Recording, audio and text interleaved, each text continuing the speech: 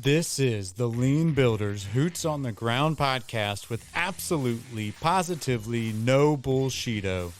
Join us as we dig into exactly what lean construction is and how we can use these concepts and strategies in the field. This podcast will be different as we journey to job sites and mine the minds of lean builders, all in effort to pass forward building knowledge from those who have put their time in to learn a better way. Because that's just what lean builders do.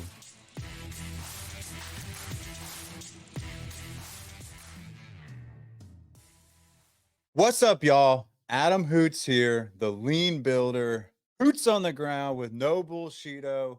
And today, I didn't even do this yet. I didn't even ask you how to pronounce your name, so I'm going to go out on a limb.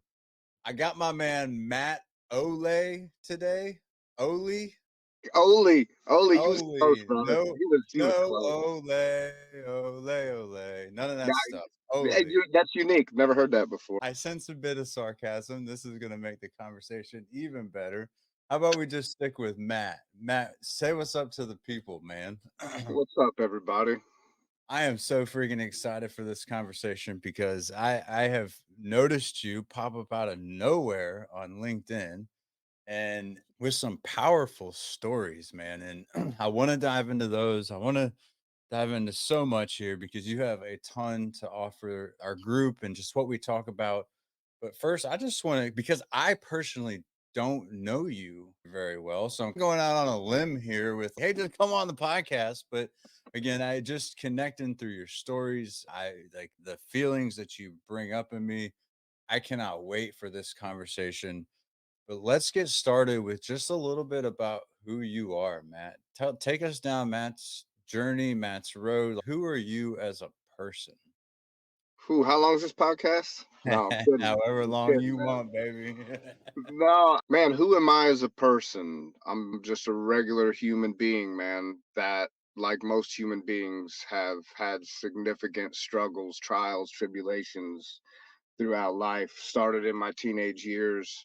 I think somewhere in my LinkedIn little profile there, I said I was a delinquent, man. Like literally, I'm one of those, and I heard this term a while back on another podcast where they're talking about fell backwards into the industry. I ended up in construction because I was a delinquent and could make good money. We used to joke in residential concrete. We used to say, because that's where I started in residential concrete, and we'd say, man, you got to have a felony. Those are the basic requirements of getting in this industry. We don't need college degrees. We need felonies. That's Yeah, that's we've heard it. that. That's it. Do you got some nasty addictions and perhaps a criminal background? Yeah, you'll fit right in. Come on. Yeah, And true. that's how I ended up in the industry at age 19. I'm 46 now. Been in the industry my whole life. I have done a few other things on the side here and there. Started out in residential concrete. As my family kept growing, I needed to make more money that I couldn't make in residential work. So I moved over to more commercial industrial side. I came up in the St. Louis, Missouri area, little town actually called Alton, Illinois, right outside of Yeah, St. Louis. yeah. And Fast Eddie's, right? Isn't yeah, Fast Eddie's man, I all that? worked there. I worked there as a No. cook. Did you really? No I shit. did. Oh I did. I man, worked there as a cook for a while. That's dude, another whole route we can go down, you that's know. impressive to me. So I grew up in Jacksonville, Illinois, an hour away from there. And Okay. every time we went to the Cardinal game, you better believe we hit Fast Eddie's for a couple hours first, baby. So you probably cooked some of the burgers I ate there I might then. have been flipping some of them peel and eat shrimp into that basket for you, bro. Yeah, that's right. Oh yeah. That's awesome, man. Heck yeah. Yeah. And that was one of my excursions away from, I worked there for probably 6, 8 months or something, which you'll hear me use terms like that all the time because time has no relevance to me. I don't know Hmm. how long I did anything. It doesn't stay here. But yeah, moved over into commercial industrial work, which in that area was a heavily union area. So I joined a local labor hall, Labor Local 218 out of Alton, Illinois, and started working for different contractors there. And then, yeah, over time through the years, eventually became a project superintendent running projects.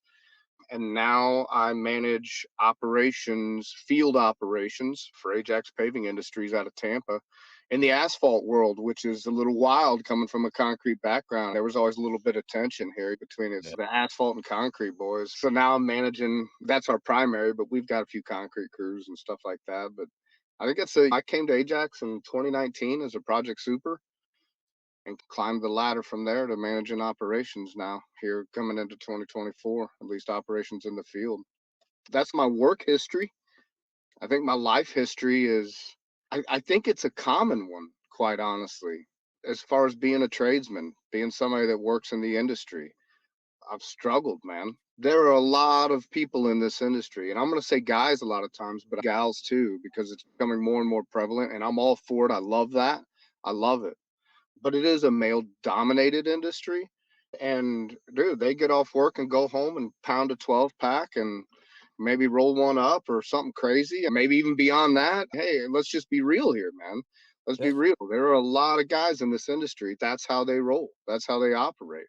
I'm not immune to that. That was my life for a long time. And I used substances in place of getting to know who I am. And maybe that's a conversation that happens down the road here a bit, but I've had my struggles. And I feel like within the last couple of years, I've really, on a personal level, gotten a grip on this thing called life. And now, again, I'm in my mid 40s. So I'm a slow learner. Took me a minute. But that's part of why I'm showing up out of nowhere here and posting on LinkedIn, because I'm already having and have been having these kind of conversations with the people I work with, trying to help the younger generation find a better way. When they're coming in, I think Jamie Johnson's got a phrase where he says, whiskey eyes and ashtray breath. When they're showing up in the morning with whiskey eyes and ashtray breath, I get the opportunity to go, hey, bro, you doing all right? Yeah, all right. Have those real conversations and not judging, not judging, man. You get sick of that path, there's a better one. Yeah, helping people find it faster than you did, right? That's it, man. Um, That's it. oh yeah. So, man, you just touched on a whole lot of things. I want you to first, before, dude, you left me so many nuggets. Holy cow, I got 4 post-it notes already. You mentioned this thing called life. I want you to expand on that because you dove into the work side. You mentioned a growing family led you to some choices that you took. You also said time has no relevance, which I found that to be an interesting comment because I have similar thoughts, similar feelings, despite my ability, my whole focus of my is to get more out of the time I'm given. When I look back on it, it has 2011. I think I was in California, but I couldn't exactly tell you that for sure. I'd have to go ask my wife. And It's yeah, yeah, yeah. I'm interested in that a little bit, but I want you to expand on what the other parts of life that you mentioned. Again, water skied a little bit, scuba dive a little bit there for me, will you? All right. So anywhere specifically you want me to go with that? Yep. Yes. Scuba dive a little.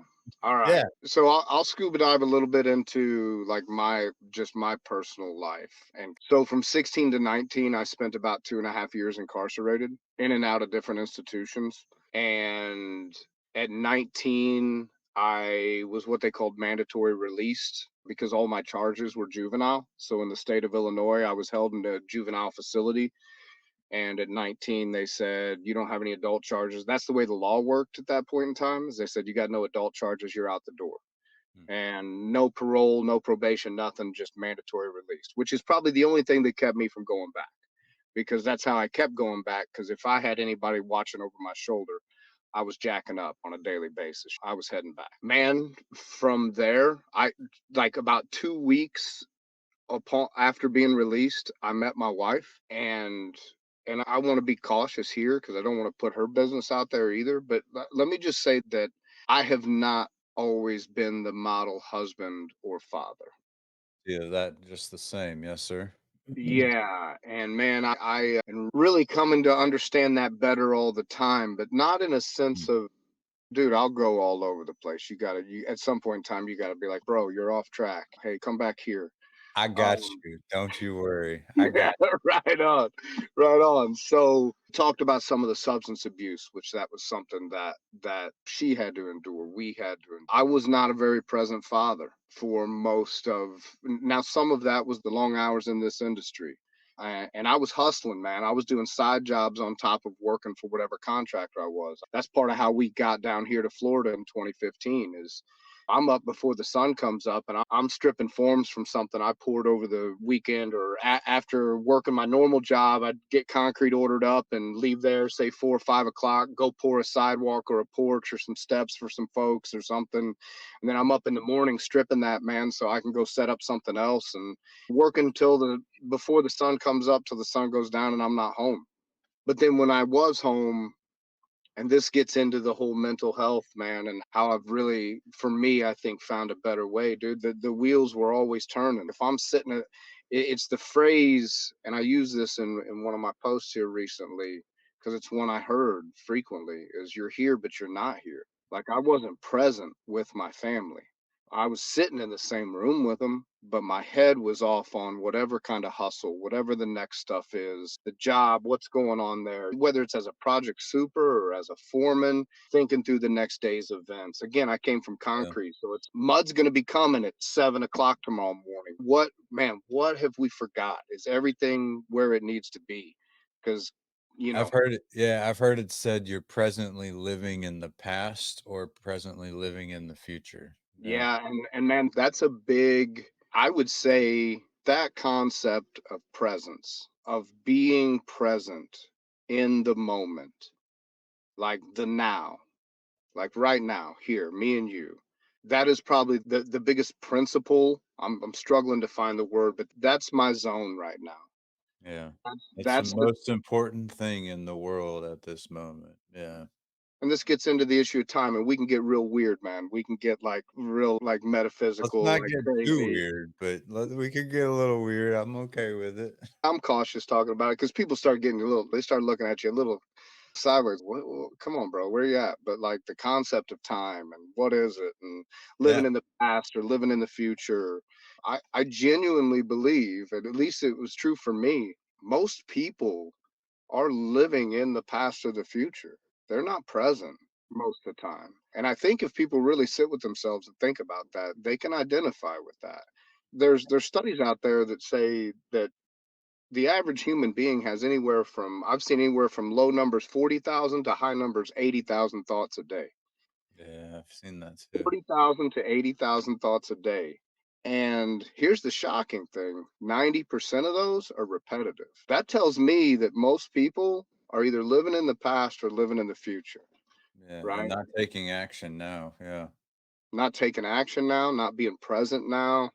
And that has far reaching implications, not only for your family and for yourself, but let's think about it in terms of leading and management and dealing with people. How many times have you been sitting across from somebody, man, and you're listening to answer? They say something, and you're then working on, okay, how do I respond to that while they're still talking? Or you're picking up your phone and looking at who called or what. Be present. The difference it makes in even how you, not only in home, and this applies to everything, but not only in your home environment and everywhere else, but in your work environment. What if the next time you're having a conversation with somebody in the field, you're present with them and you're not thinking about all the what you're going next, where you're going for lunch, the meeting you've got this afternoon, all this other, but you get all that out and you're just sitting present with them. Yeah, That difference, the difference that makes, uh, yeah. you Being can't put a number on interested. it. Yeah, being interested, not being interesting. Like, when you Yep. think about that, I mentioned the word water skiing earlier, right? And I totally ripped that from Jesse Hernandez, and I take that every day because I added scuba diving for what it's worth. But as as we go through life, we give enough information to satisfy or suffice people. And when you're in that moment and being present, like you're talking about, you're able to find the next question that peels it back just a little bit more, safely peels it back until all of a sudden it's like this person has no clothes on and they've exposed themselves to you. And then you find this level of trust where you just connect on a deeper level. So take me back to the post 2 weeks you met your wife, right? And you've discovered this kind of presence of mind over that course. Like, take me back to this thing called life and who you are here. So this discovering this presence of mind has been within the last couple of years. So there's a large space in between there. Fill some of that in for me, huh? Yeah, yeah. So in between there, high anxiety, and I don't know that I'd have known it. I don't know I could have put my finger on any of this until probably just recently. But I wake up in the morning. Let's get into my residential concrete days. For 12 years, that's what I did. Wake up in the morning, first thing, man, mine's going. It's go time. Thinking through all the day's events, putting the jeans on, strapping on the boots, drinking a little coffee in front of the news, seeing what the weather's looking like. Hey, old enough to remember before we had apps Yeah. that could check the weather at work.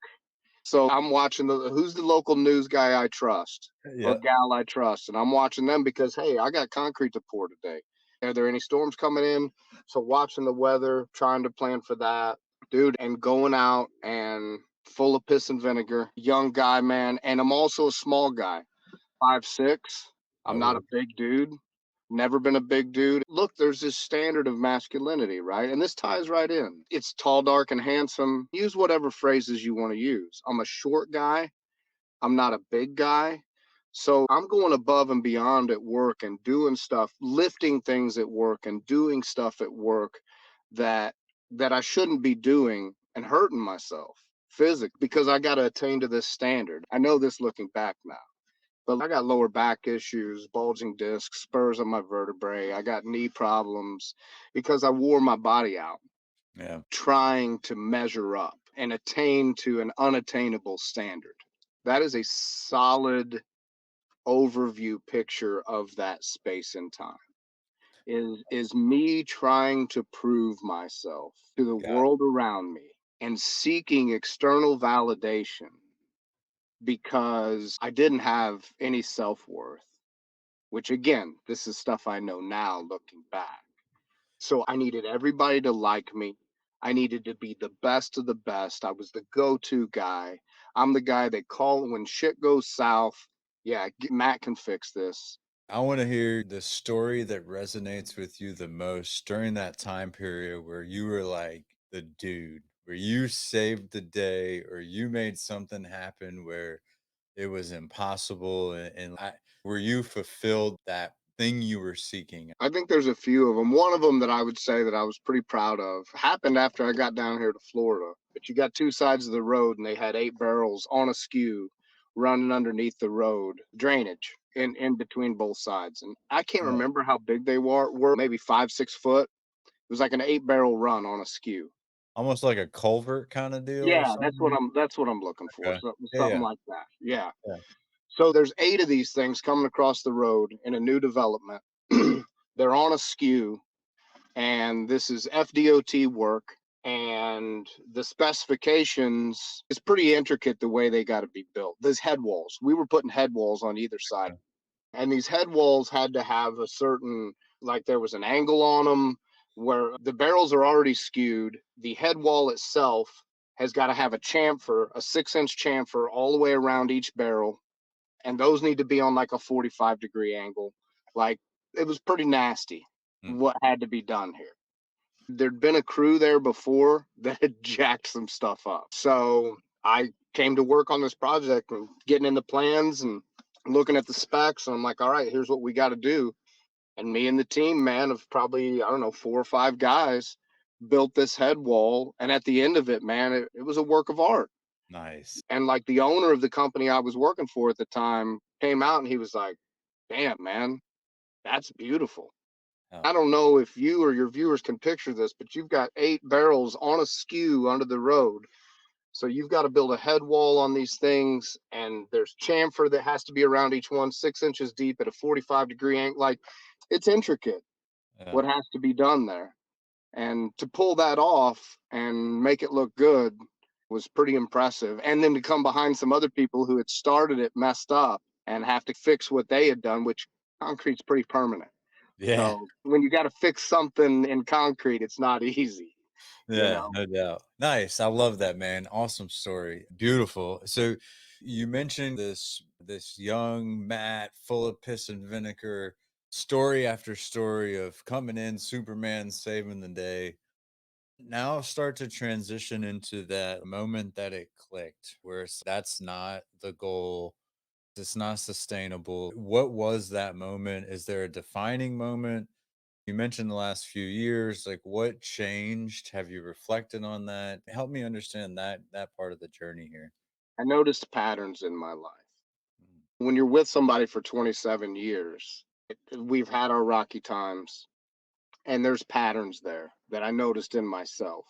mm, And the way that I would cope with the struggles of life, quite honestly, was alcohol. I think that was the aha moment for me.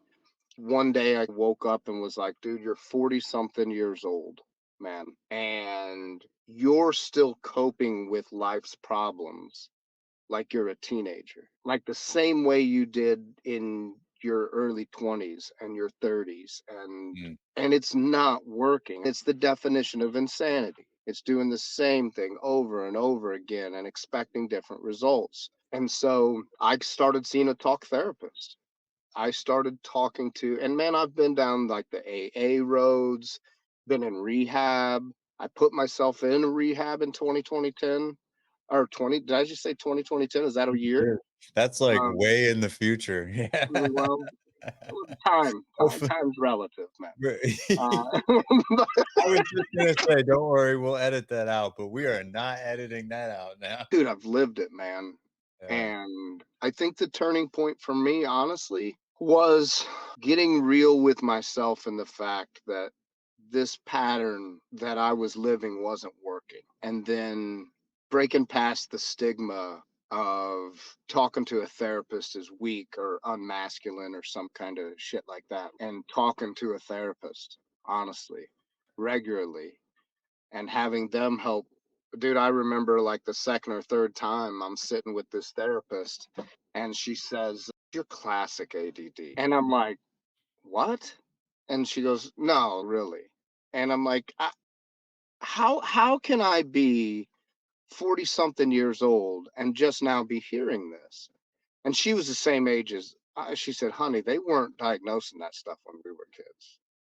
If you weren't bouncing off the walls, if you weren't ADHD and bouncing off the walls all over the place, man, like it's just, and then she walked through things that I had talked to her about, like ways, like these patterns I have, the ways I operate in the morning and things I do. And she's like, you have figured out ways to operate in this, but you're classic ADD. And I'm like, damn, okay, which for whatever I said, so what do I do with that information? Yeah. And she's like, you can get on some medication if you want, which I didn't. She's like, or you can just continue to operate. So I think getting back to the question again, there was a couple things that really turned it around for me.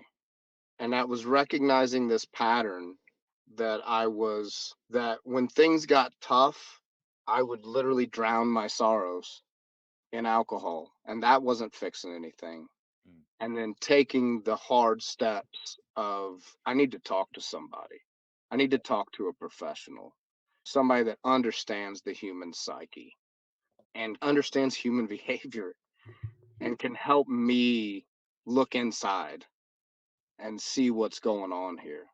And I'd say that's what really turned. And then I started reading everything I could read, man. Just okay, cool. Picking up books, watching YouTube videos, watching documentaries on being human and how to navigate this thing called life. And through that, I started the stuff that resonated with me. I started grabbing a hold of and going, okay, yeah, this works for me. Yeah, this works for me too. This, maybe not so much. Yeah, Your words are ringing like super loud in my head. Again, you mentioned the patterns. That's resonating with me just in the stage of life I am right now, right? I'm almost 40, by the way. So I don't know if that has something to do with it. But yeah, you also mentioned some ways that you've been able to design your life to cope with some of these things, whether it's the ADD or the mental health or whatever that looks like. Can you dive a little deeper there? Let us into some of your cheat codes on being able to design your life such that you can deal with these things because that's not easy. And I think a lot of the people who tune into this show are dealing with similar things, so you helped us understand the recognition side, but now it's okay. I see a big ass problem. What do I do now, Matt? Like, Yeah, yeah, fair. So here's the issue, right? Here's the problem. We've seen, uh, I got some big ass issues here. How do I deal with them? So talk therapy was a path for me that worked. That was where it started. I'll joke with people, man, and tell them that I'm turning into a hippie. Dude, I've got a practice that I do. Let me think how I want to approach this. So there's a book that if people read it, they're either one going to go, yeah, this guy's a little nutty. This guy's a little nutty. Or they're going to go, holy shit, this is spot on, man. That book is called The Power of Now by Eckhart Tolle. I've heard of this. And for whatever reason, man, and different things come into different people's lives at different times. And maybe sometimes they plant a seed that grows later, or sometimes they hit you like a lightning bolt. That book hit me like a lightning bolt. When I read that book, just the introduction and the first chapter, I was like, what? Where has this been all my life? And I just bought it, by the way, so I'll make that determination if you're a yeah, nut. and dude, really, I think most people are going to go one of two ways. I don't think there's any in between on this. I Yeah, think well, you you're read it, you go, yeah, he's a little over on that side. from, so when that happens, that's like a you go buy it right now thing. Dude, I'm listening to it again right now. I cannot tell you how many times I've listened because most of my books are audiobook. And I can't tell you how many times, I really don't know how many times I've listened to that book. that, so the first chapter, I think, is titled, You Are Not Your Mind. Hmm. Learning to be a conscious observer of your thoughts Hmm. through meditation, through just being still, learning to control your mind, which is an extremely powerful tool, obviously, to be utilized. Dude, you can't overstate how powerful the human mind is. But I think it's safe to say, and especially I can say for me, that almost the entirety of my life, I was ran by my mind. I was identified with my thoughts. My thoughts were who I was. And learning to make that separation and go, I'm not my mind. I can control my thoughts, or at least observe them and go, no, I don't want to think about that right now, or that's not helpful for me. Don't do that. Yeah. Yeah. Now, and look, it's real easy, right, for me to sit here and just make those statements, right? Oh, yeah, you can control your mind. But that's what I'm working on every day, every single day. When my morning starts, I am quiet and still and by myself and in the dark. Now, this is just me. This is how I like to roll. I get a cup of coffee. I've got a chair I sit in. I go sit in that chair and I'm quiet and still. And I've got like a meditation routine that I do, and I don't time it. I take my smartwatch off and put it on Do Not Disturb. I've got my phone on Do Not Disturb, so nothing disturbs me. And it's just me being present with myself, still, and observing my thoughts without judgment. And when my thoughts go off to the day's events or maybe the LinkedIn post I want to create or something along those lines, I notice them and go, okay, but not right now, man. Right now, we're just being still and learning to be the watcher of your thoughts, the conscious observer of your mind, and be present in the moment and just be, just literally be. It sets a tone for the day. It sets a tone for your life. And what I'm working on every day now is learning to capture that presence, learning to just be present, like we talked about earlier, and throughout my day. So I don't have to close my eyes and get in the lotus position but being present Woosah. wherever I'm at. What's that? Woosah. Woosah. Yeah, Yeah. right, whatever it is. Serenity now. Yeah. There you Uh, I'm old enough to make the Seinfeld references, go. but that's what I do now, and it has radically.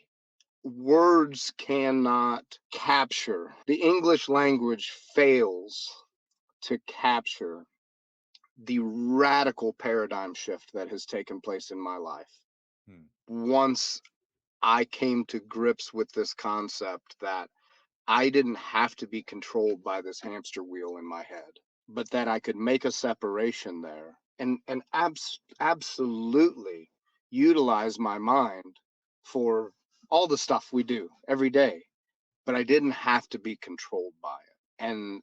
And that the story that it's constantly telling me is not necessarily who I am. Mhm.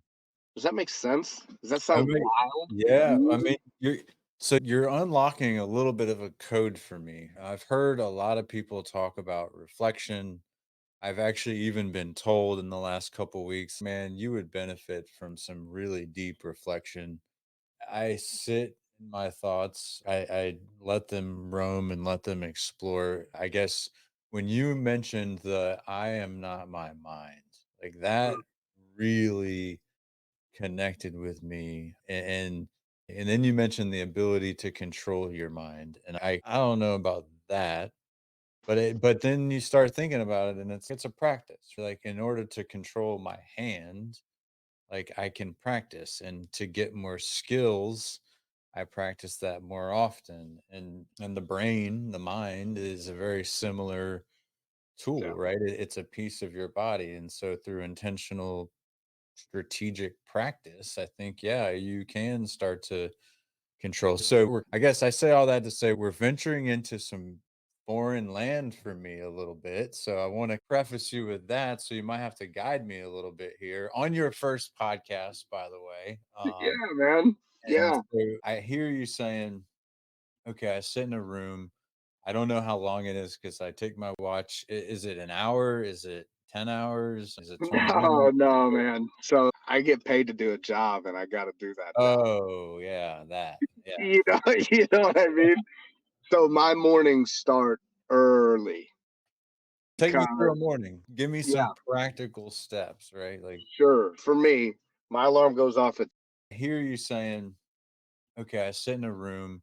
I don't know how long it is because I take my watch. Is it an hour? Is it 10 hours? Is it 20 no, minutes? no, man. So I get paid to do a job and I got to do that job. Oh, yeah, that. Yeah. You know, you know what I mean?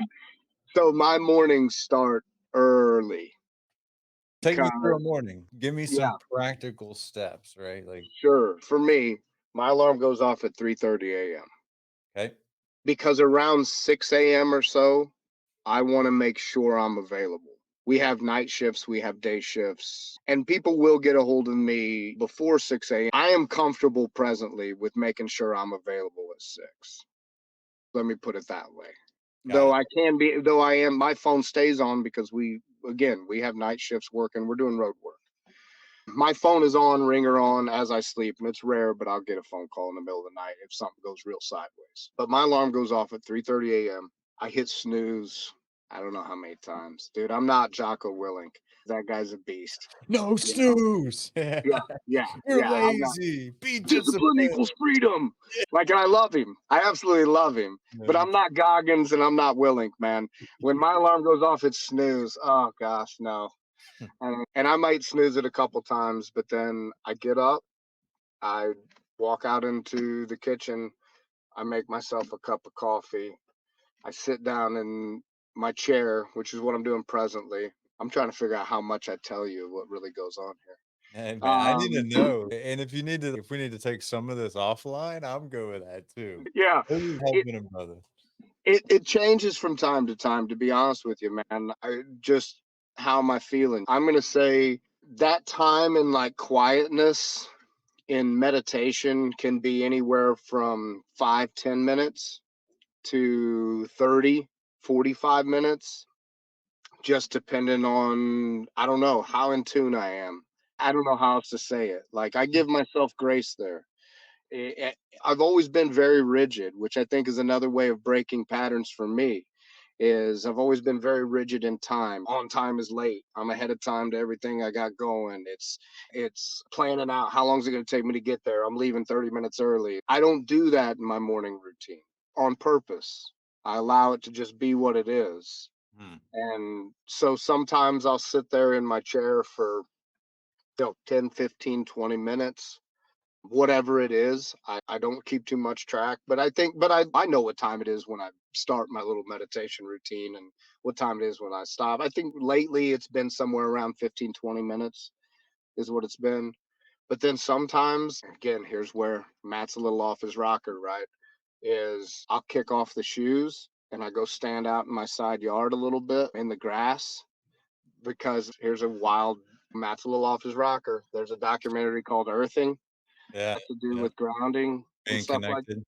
Yeah. That's it, man. And I I there's some believe good it. argument. I think there's some good arguments there, man. Believe it. Yeah. So I may go do that for a little bit.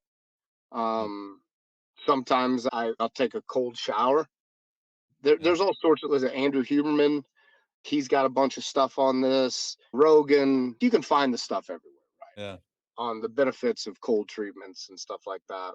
It varies of a morning. I think what's important for me is that I start my day with being present with myself and not focusing on all the tasks I've got to do that day, all the things that have got to happen, the troubles that surround all of our lives, whether personal or professional. Like my day starts every day, unless, like yesterday I was sick and had to be at a meeting 2 hours away, and I skipped it yesterday. I skipped it.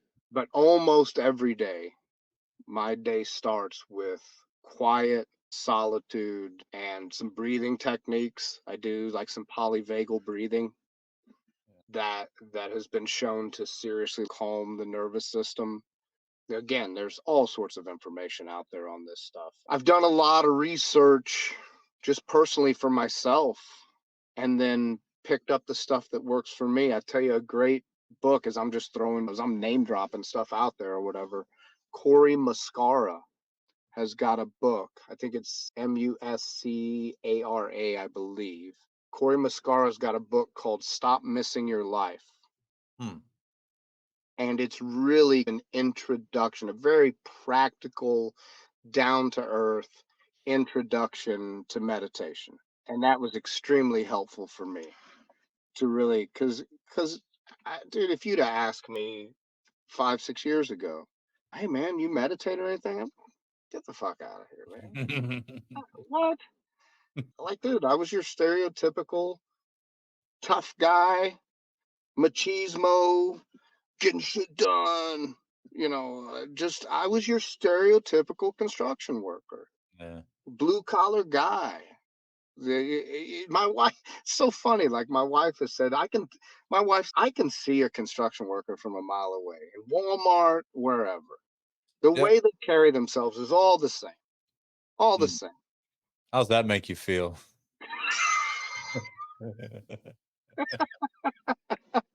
Yeah. Here's what's funny you asked, because I would say that part of my mission in life presently is to break that mold, Mm. break that stereotype, man. You can meditate in the morning and light some incense and connect with your oneness with the universe or whatever that looks like for you. And you can be vulnerable in your day-to-day conversations and open up about the realness of life and pain and who you are, and develop these genuine connections with other human beings and still be a bad mf'er that gets shit done, Hell right? yeah. You Yeah. can be all that. You can be all that. You don't have to fit into this box of what it looks like to be a badass blue collar dude. It's okay, man. It's okay to not have to have that persona all the time. Yeah, that stereotype you talked about when we first came in here, right? It's okay to be different, right? That's one of my favorite songs by 2 Chains. I'm different. I don't know if you've heard that or not, but Oh man, uh right on. yeah, for sure. Man, 50 minutes has gone by really fast. I told you it would. This has been awesome. I tell you what I love the most about it, and we had a little bit of pre-conversation on this.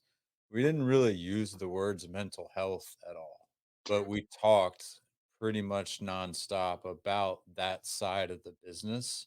Yeah. And there is a lot of talk in the industry about that. What I love about what you just did is it was talk, but it was also like, hey, you can do this.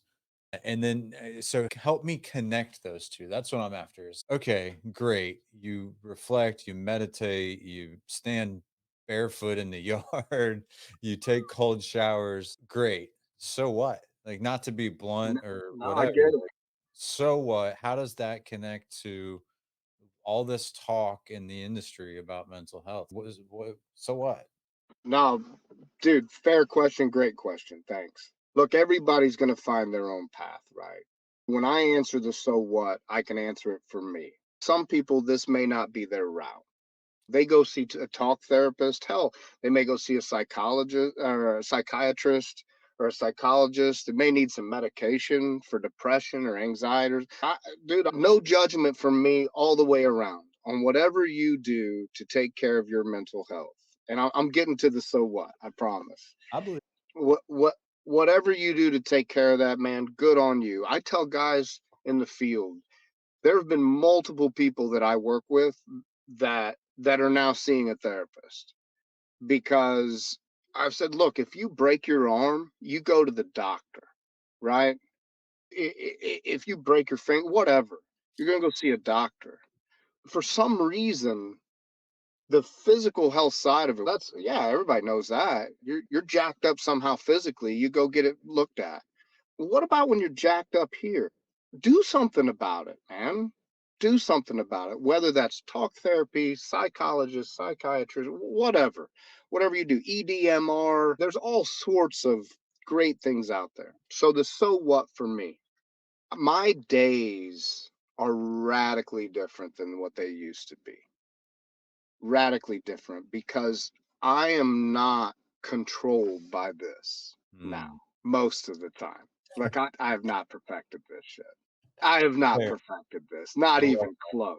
that. Yeah. Dude, I still find myself in the wormhole, right? Where it's just racing thoughts of, oh, this went bad. Oh, what does this person think about me? And oh man, I'm gonna get my ass shoot over this, or like I still find myself there, man.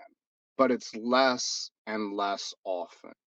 And there's also a sense of worth, self-worth that has been facilitated through these practices that I do.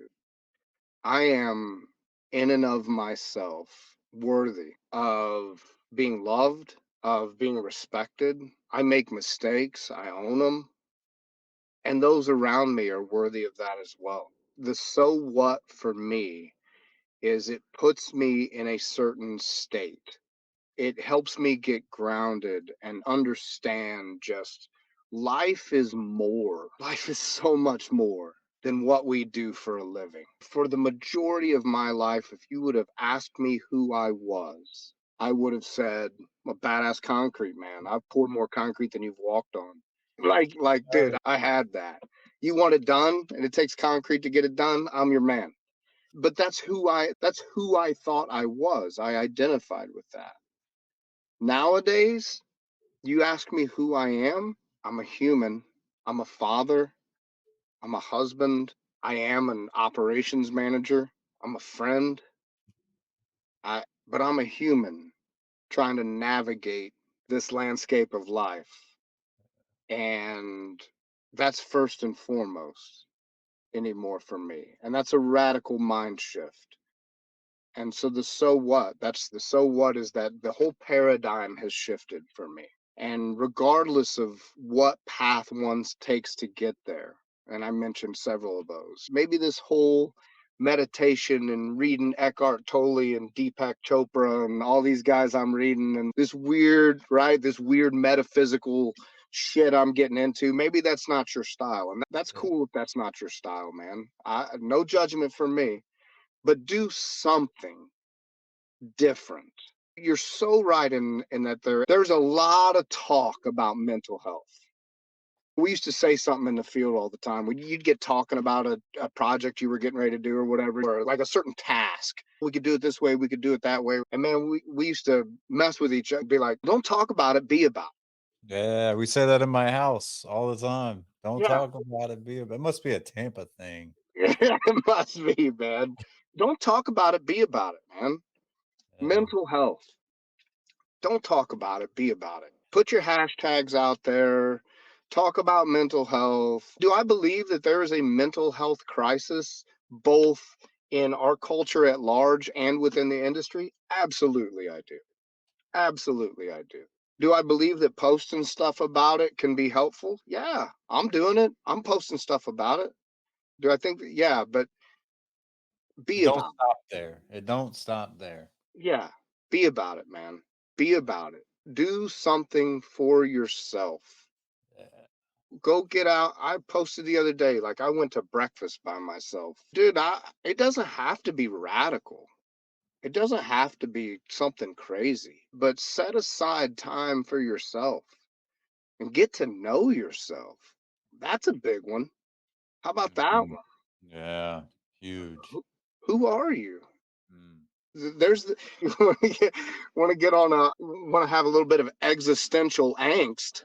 Who are you? I got asked recently, "What is your body of work?" Mm, I'm still chasing that one. I'm still because every like immediately my mind went to I was part of a team that built this job and that job and this job. Who are you? What is your body of work? What have you done? What have you learned? Where are you in life? All fantastic reflection questions. Translate this to the project. I actually had a question from Mr. Buddy Brumley. You know him out there. He wants to know what you do on job sites or what you've done through the years on job sites to keep them fun, to keep them relevant, to keep things moving. What's something you like to do on jobs for the people doing the work to create this enjoyable environment? another cliche statement. Just keep it real. I, How do I you do that? Like, I go have conversations with guys, man. When I show up to the job, which again, in my role now, I'm not on projects all the time. And it's funny because, like, when I do show up to the job, I keep a big old cooler full of cold Gatorades, different kinds of drinks, Snapple, Apple. I keep a cooler full of cold drinks in the back of my truck. Do you know the difference that makes when you show up? Now, I'm in the roadway industry now, so it's a little different, right?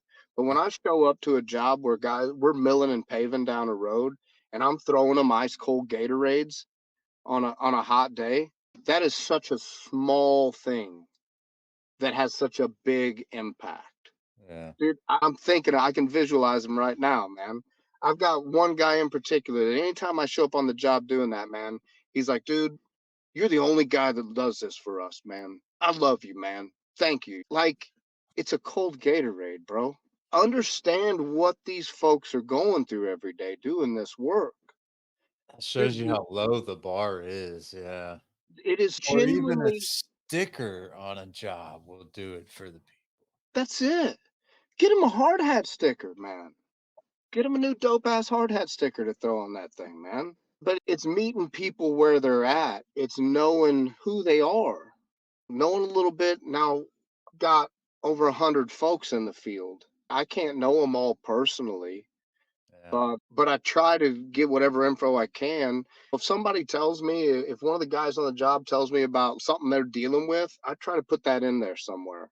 And the next time I see him, I go, hey, man, how's this situation going? The fact that I would take the time to really care about what's going on, something in their personal life that they mentioned to me maybe 2, 3 weeks ago or something, Yeah. makes all the difference in the world.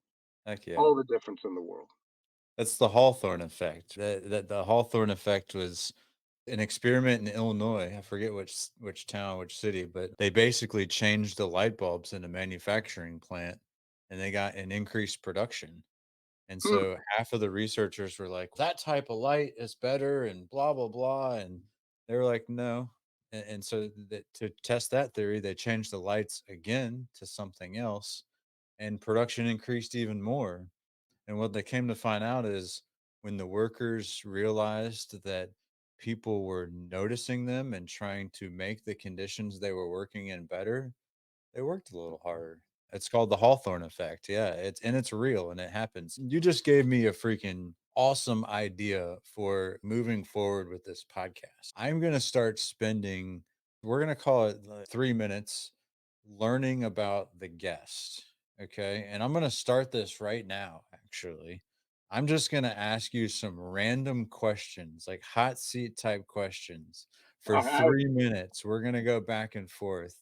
You're I gonna test my questioning ability here too. So, lightning uh, round. Is that what this is? yeah, yeah, yeah. We're gonna have to call it something cooler than that. I don't know, lean lightning round or something. I don't know. So, you ready? I'm ready, man. All right. What's one thing you can't live without? Nicotine. Huh? Nicotine. Is that fair? Oh, I thought you. Okay, we're gonna keep moving. I thought you said naked something else. Fair. How about if I won the lottery? What would you do? Off my house. Favorite sports? Wrestling. Favorite color? Black. Morning or night? Morning. What's a pet peeve you have? Being spoken to like I'm ignorant. Listen here, Matt. Uh, what what's a word or phrase that drives you nuts and why? Hmm. Man, I don't know if I have one. A word or phrase that drives me nuts and why. What's on the top of your bucket list? The top of my bucket list Yep. to go to Shotley Bridge, England, where my ancestors are from. That's cool. What's always in your refrigerator? Eggs. What's one food you don't like? I'm a human garbage disposal. I eat everything. Sardines, anchovies, bring it, bro. I'm eating it. Nice. I Pickled love it. pig's feet. Come on, man. How about a question from you? What's a question I should ask you?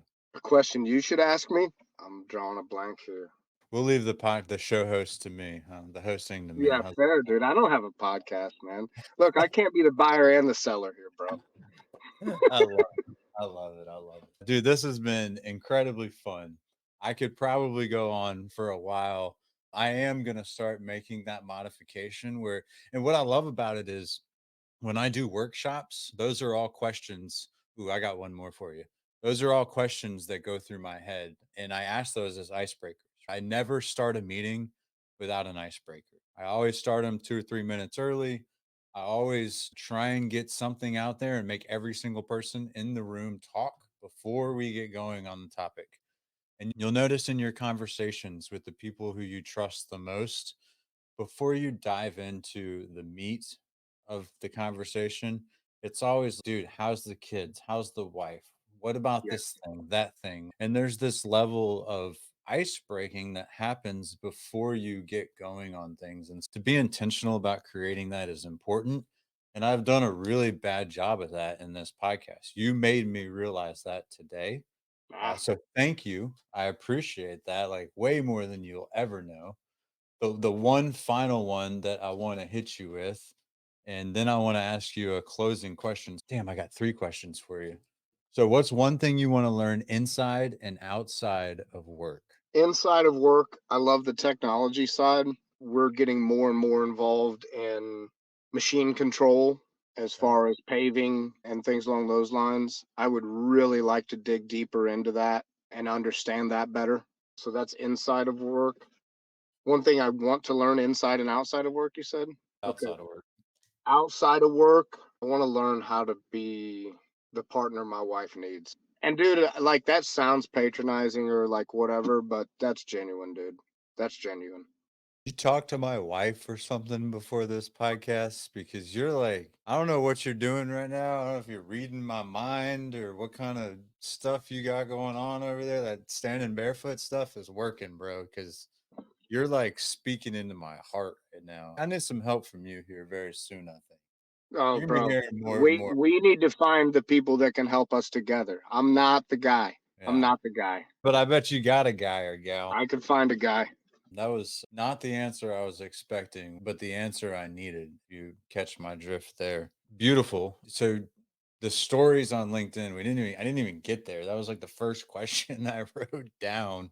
What's next? Are we getting more stories? Are you taking it somewhere else? Do you have a plan? I don't Okay. have a plan, dude. I Okay. don't have a plan. I see all the other stuff out there, and I don't mean that in a bad way at all.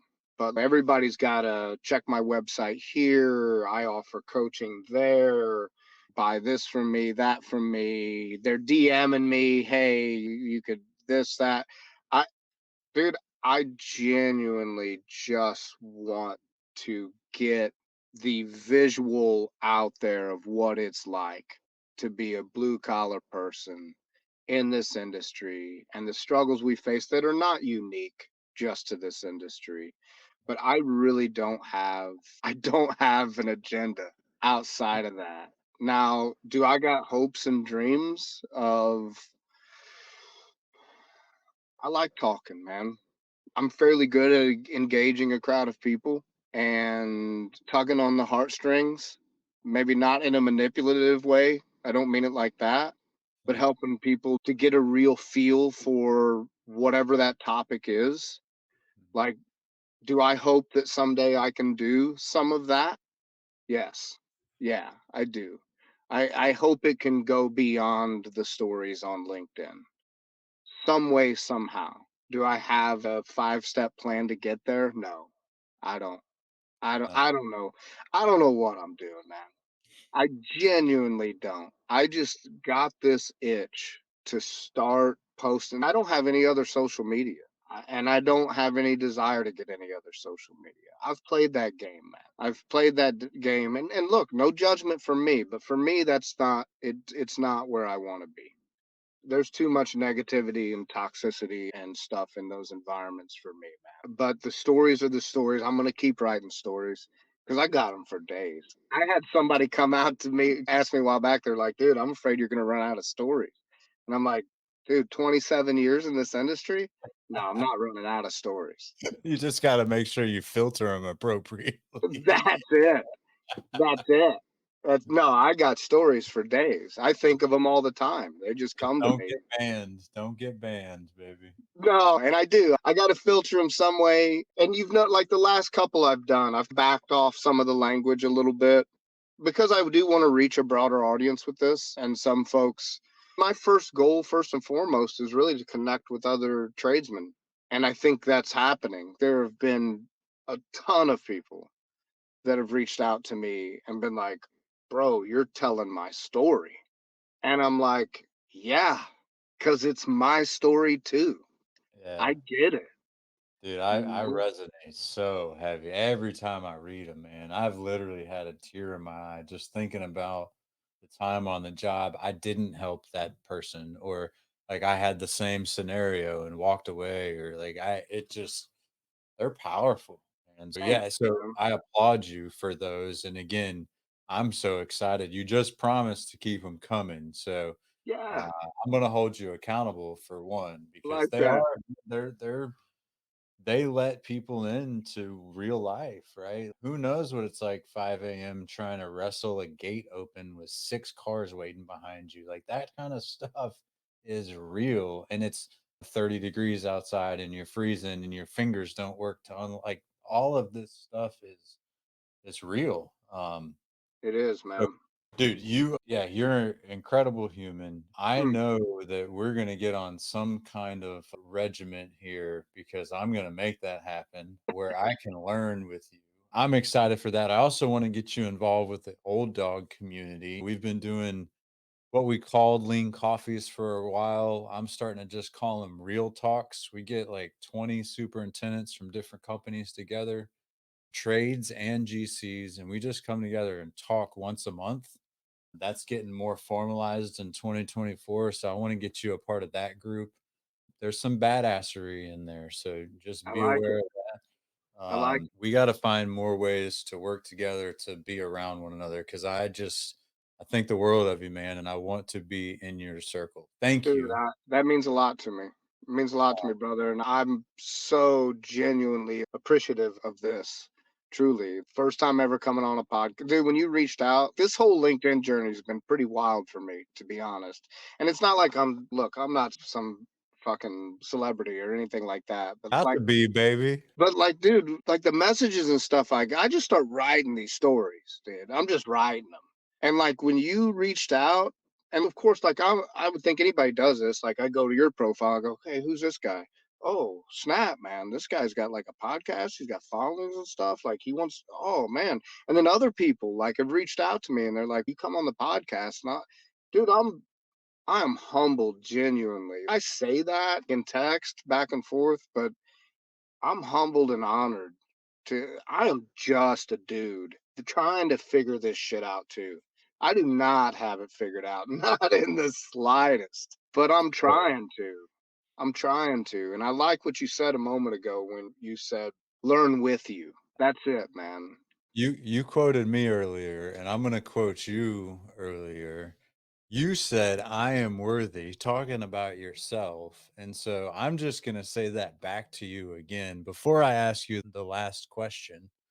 You are worthy, right? Like, you all this, the writings, all the praise, all the people reaching out, like, you deserve that because of the thoughts and just the vulnerability of putting yourself out there. Again, you sent me a message this morning. I was up early stalking the hell out of you, like trying to figure out who you were, right? Because I don't want to come into this thing like just gun shy, but you're a special dude, man. You put a lot of things about yourself out there, and that takes heart and vulnerability to do. That's leadership at its best, right there. And so you are worthy, and I don't want you to say anything else other than to just say thank you, maybe might be a pretty cool statement, but Thank you. you yeah, you are worthy. Last question, you ready? I'm ready, man. Super easy one. I just want you to take the mic and take this thing anywhere you want. What is your message to the world, to the next generation, to the previous generation, to the people who have formed you, to your wife, your family, anything you want? Take us out on your mic drop, Matt Ohley.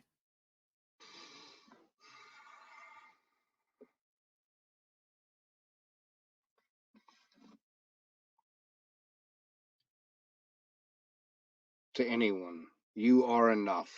And that's a great little hashtag that we throw at the end of stuff, but it's real. It's real. Just the way you are right now. Yep, I sound like Mr. Rogers. But you are enough. You don't have to add anything to who you are to be enough. Right here, right now, where you're at, you're enough. That's it. Boom, baby. Hell yeah. Because that's what lean builders do.